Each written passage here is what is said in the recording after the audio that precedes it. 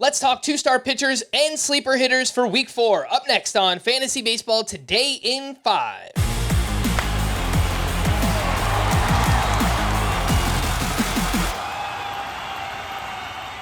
Welcome into FBT in 5 on Friday, April 12th. I am Frank Stampfl, joined by Scott White, and let's start off with some fringy two-star pitchers.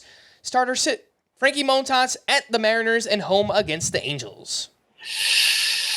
I like those matchups. He's been less than stellar so far, I would say Montas has. But with those matchups, two-start week, I'd lean yes on him.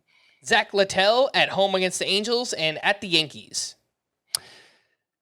Yeah, one good matchup, one not so good matchup. In points leagues, I could see starting Zack Littell and might even recommend it in that format. But for categories leagues, I don't think there's enough strikeout upside to justify the ERA and whip risk. Reese Olson is home against the Rangers and at the Twins.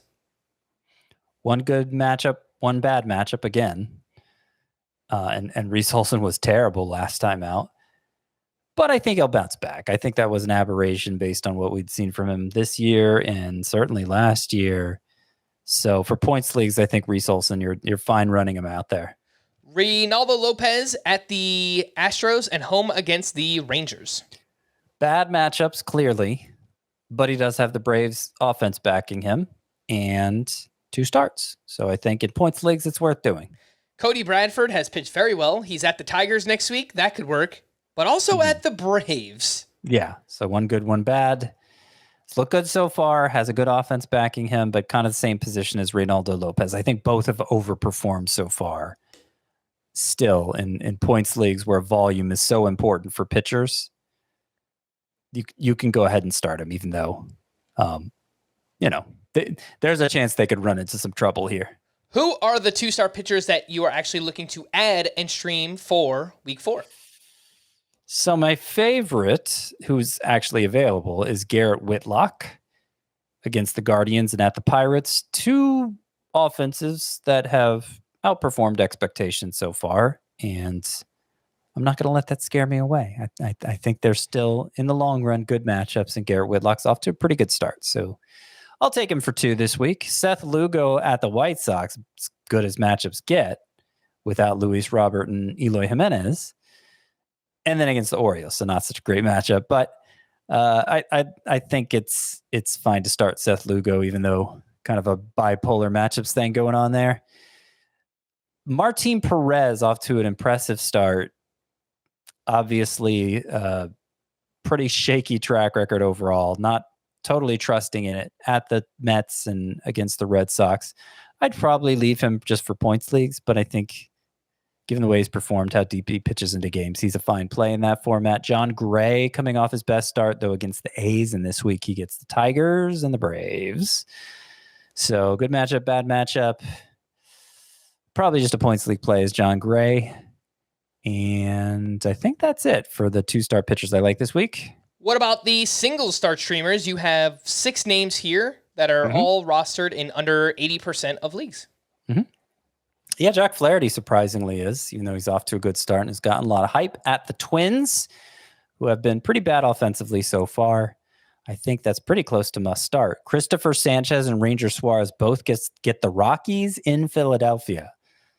So without Coors Field benefit, that makes them great plays, Sanchez and Suarez. Michael Wacha at the White Sox. We already talked about how good of a matchup that is. Spencer Turnbull gets the White Sox too and is off to a good start with his new sweeper. Luis Severino seemed to get things right, get things on track in his second start of the season, and he gets the Pirates this week. Let's slide over to the hitters. The best matchups for next week: the Dodgers, Mariners, Phillies, Guardians, and Cardinals.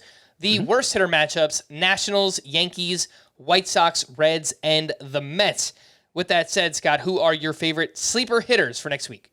So you didn't mention it, but the 6th best hitter matchup is the Royals. So we're running MJ Melendez out there again. If you need to go deeper than that in the outfield, I think Nelson Velasquez is a fine play.